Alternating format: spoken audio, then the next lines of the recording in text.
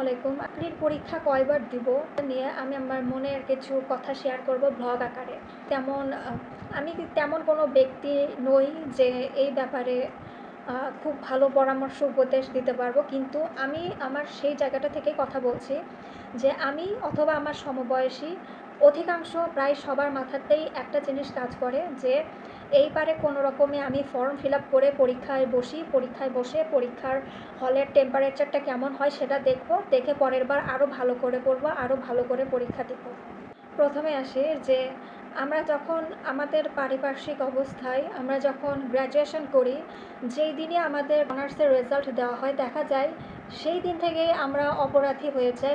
পরোক্ষভাবে এটা বোঝাতে চাই যে কালকে তোমার রেজাল্ট দিল, আজকে তুমি বেকার কেন।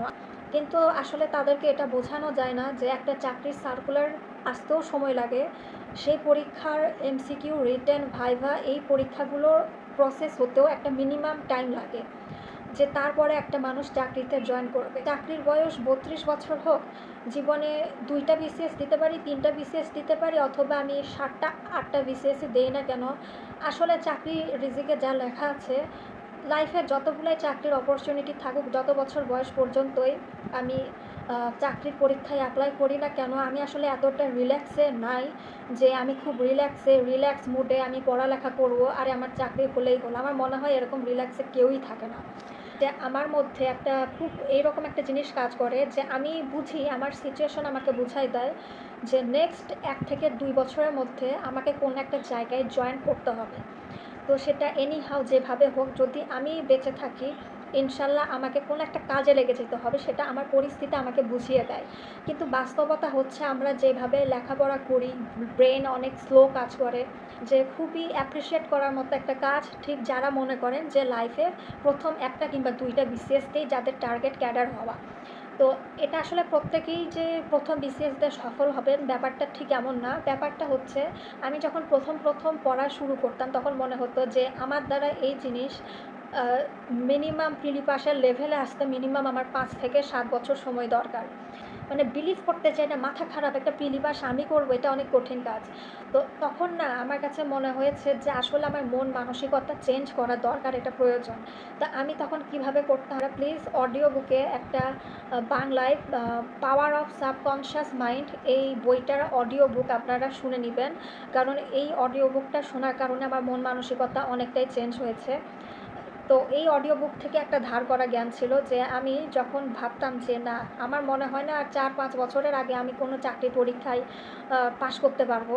তো এই জিনিসটা আমার মন থেকে সরানোর জন্য আমি প্রথমে একটা কাজ করতাম, সেটা হচ্ছে যে আমি ফোনে কিছু একটা রেকর্ড করে বলতাম যেই কথাগুলো আমার প্রয়োজন, যে আমি পড়াকে সিরিয়াসলি নিব, আমি এই বছরই পরীক্ষা দিব, বলতাম আমার যে জিনিসগুলো আমার প্রয়োজন বলা, যে আমি আমার চেষ্টার কোনো ত্রুটি রাখবো না, আমি এখন এই জায়গাটা আমার সিরিয়াস, আর আমারটা কিছু মানে আমার জন্য আমার যা যা প্রয়োজন সেটা আমি একটা রেকর্ড করতাম, অডিও রেকর্ড করে সেই রেকর্ডটা ঠিক রাতে ঘুমানোর আগে বারবার শুনতাম। ইভেন ওই সেম কথাটাই মানে ওসিডির একটা ভালো, মানে ওসিডির তো বাজে, মানে ওসিডি আমাদের মেন্টাল হেলথের জন্য খারাপ, কিন্তু বারবার একটা জিনিস মনে করাটাকে আমি পজিটিভ একটা সাইড হিসেবে কাজে লাগানোর চেষ্টা করেছি। যখন আমি যে কোনো কাজ করি, যখন পড়তে বসি, পড়া থেকে উঠে আমি যখন আমার ব্যক্তিগত কোনো কাজে যাই, সেম ওই একটা কথা আমি বারবার মনে করার চেষ্টা করি যে না, এই আমি লাইফে প্রথমবার যা করবো, প্রথম 2-1 বারে আমি সেটাকে আমি সিরিয়াসলি নিব এবং আমি আমার কাজের জায়গায় আমি অনেস্ট থাকার চেষ্টা করব। এরকম করে না বারবার মনে করতে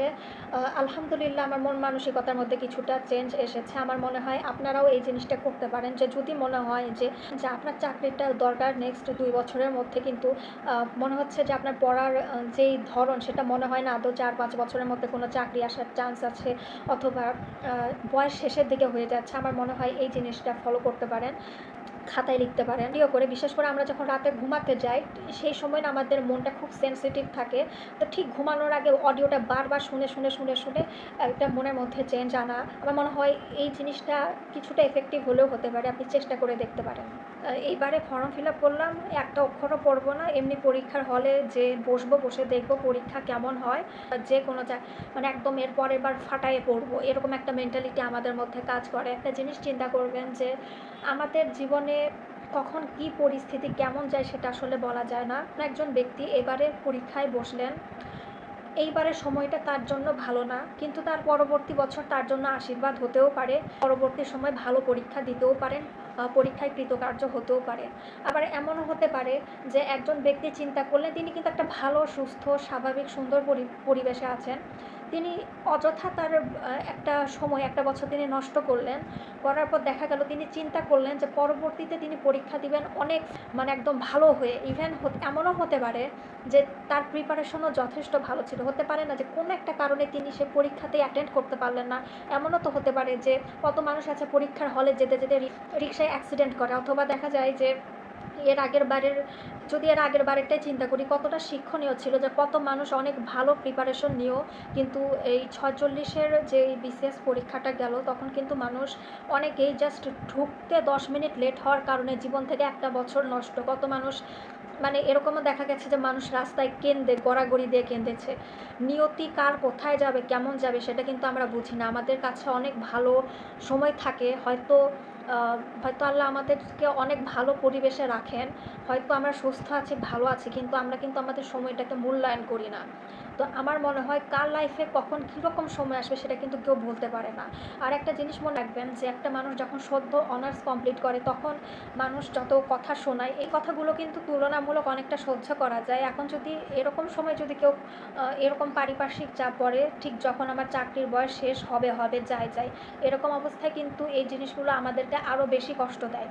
এটি হচ্ছে যে আমার কাছে মনে হয় যে আজকে আমি যে পরিমাণ পড়ার স্ট্রেস নিতে পারবো আমার মনে হয় না আর 5 বছর পর আমার মানসিক শক্তি এতটা বেশি থাকবে, অথবা আমার ব্রেন এতটা স্ট্রেস নিতে পারবে। ছোট বাচ্চারা না খুব দ্রুত সময় নামতা মুখস্থ করতে পারে, কিন্তু আমরা কিন্তু এই বয়সে এসে নামতা মুখস্থকে একটা সূত্র মুখস্থ করতে গেলেও আমাদের মাথা 5 বার ঘুরে যায়। মানুষের বয়স যত কম থাকে মানুষের নেওয়ার ক্ষমতা কিন্তু অনেক বেশি থাকে, বয়স বাড়তে থাকলে তার নেওয়ার ক্ষমতা, ব্রেনে ফোকাস করার ক্ষমতা কিংবা ব্রেনে প্রেশার নেওয়ার ক্ষমতা অনেকটাই কমে যায়।